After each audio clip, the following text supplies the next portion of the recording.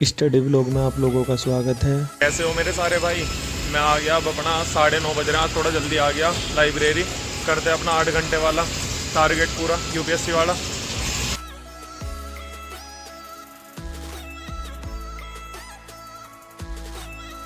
Economy में शुरुआत की विदेशी व्यापार नीति से सरकार द्वारा प्रत्येक 5 वर्ष के अंतराल पर विदेशी व्यापार को प्रोत्साहित करने के उद्देश्य से विदेशी व्यापार नीति की घोषणा की जाती है, जिसका उद्देश्य वस्तु और सेवाओं के अंतर्राष्ट्रीय व्यापार को बढ़ावा देना तथा रोजगार के अधिक अवसर सृजित करते हुए आर्थिक समृद्धि दर को बढ़ाना है। के बाद पढ़ा SEZ विशेष आर्थिक क्षेत्र देश के तीव्र आर्थिक विकास, निवेश में वृद्धि एवं आधारभूत संरचना का विकास करने के लिए एक क्रमबद्ध नीति का होना आवश्यक है। इसी उद्देश्य से SEZ की स्थापना की गई तथा भारत में SEZ की स्थापना सन 2000 में की गई थी, परंतु SEZ की नीति को स्थायित्व एवं वैधानिक रूप से प्रदान करने के लिए संसद द्वारा SEZ अधिनियम 2005 में पारित किया गया। बाद पढ़ी SEZ की उपयोगिता, निर्यात को प्रोत्साहित करना, निवेश को आकर्षित करना आदि। के बाद पढ़ा भारत में SEZ के असफलता के कारण भूमि अधिग्रहण की समस्या, आधारभूत संरचना का अभाव आदि। बाद पढ़ा लास्ट में चीन में SEZ के सफलता के कारण। यहाँ हुआ मेरा आज का इकोनॉमी का सेशन कंप्लीट। करते हैं गवर्नेंस शुरू। गवर्नेंस में शुरुआत की लोकपाल से। लोकपाल एक व्यक्ति या संस्था के रूप में किसी संगठन और आम नागरिकों के बीच एक कड़ी का कार्य करता है। शिकायतों के निवारण के लिए इसे जांच करने की शक्ति दी जाती है तथा इसकी नियुक्ति सरकार या संसद द्वारा की जाती है। और लोकपाल की संकल्पना सर्वप्रथम 1809 में स्वीडन में विकसित हुई और भारत में सर्वप्रथम 1960 के दशक में भारत के तत्कालीन विधि मंत्री अशोक कुमार सेन ने इसका प्रस्ताव किया। के बाद पढ़ा प्रयोजित विधान। प्रयोजन वह प्रक्रिया है जिसमें कोई संस्था अपनी शक्तियों को किसी अन्य संस्था को हस्तांतरित करती है। विधि शक्तियों के प्रयोजन का अर्थ यह है कि संसद अपनी विधि निर्माण की शक्तियां कार्यपालिका को सौंपती है। प्रत्यायोजित विधान को 2 भागों में बांटा गया, अधीनस्थ विधान, सशर्त विधान। के बाद पढ़ा भारत में अधीनस्थ विधानों की बढ़ती हुई आवश्यकताओं के कारण। फिर लास्ट में पढ़ा नागरिक चार्टर। नागरिक चार्टर प्रतिबद्धताओं का एक संग्रह है जो किसी संगठन द्वारा दी जाने वाली सेवा और उनके मानकों का उल्लेख करता है।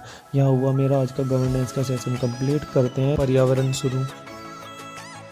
आज पर्यावरण में शुरुआत की मृदा से। प्राकृतिक पर्यावरण के घटकों में मृदा एक आधारभूत अजीवक घटक है जिससे प्राकृतिक वनस्पति को जल एवं पोषक तत्वों की प्राप्ति होती है। मृदा एक आधारभूत प्राकृतिक संसाधन भी है क्योंकि कृषि के क्षेत्र में मृदा से ही फसलों को जल एवं पोषक तत्वों की प्राप्ति होती है। और चट्टानी संरचना में अपक्षयन के द्वारा जटिल खनिज तत्वों का सरल खनिज तत्वों और अणुओं या तत्वों में परिवर्तन होने पर मृदा का निर्माण होता है, इसलिए ही अपक्षेद चट्टान को मृदा कहते हैं। के बाद पढ़ा मृदा की उत्पत्ति को निर्धारित करने वाले कारक जैसे मौसम, जलवायु, सार्वधिक एक महत्वपूर्ण कारक है। के बाद पढ़ा दोमट मृदा के बारे में। दोमट मृदा कृषि कार्यों के लिए अधिक उपयोगी होती है क्योंकि इसमें सांद्रता और परागण्य में एक प्रकार का संतुलन बना रहता है। पढ़ा आर्द्र जलवायु प्रदेश की मृदा। आर्द्र जलवायु प्रदेश में जहाँ वर्षा की मात्रा वाष्पीकरण के दर से अधिक होती है वहाँ निछालन के द्वारा क्षारीय तत्व जल के साथ घुलकर नीचे की परतों में चले जाते हैं, इसलिए आर्द्र जलवायु प्रदेश की मृदा क्षारीय नहीं होती। यहाँ हुआ मेरा पर्यावरण का सेशन कंप्लीट।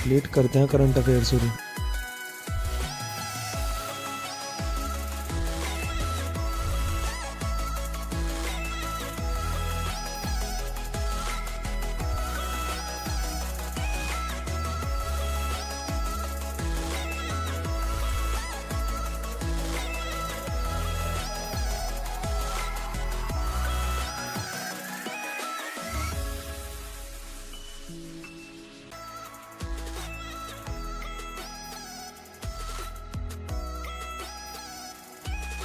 भाई आज का अपना स्टडी टारगेट हो गया कंप्लीट। अब मैं जा रहा हूँ घर और आज मैं निकल रहा हूँ 8:30 बज रहे हैं। क्या हाल है भाई? ठीक है भाई, मिलते हैं नेक्स्ट व्लॉग में।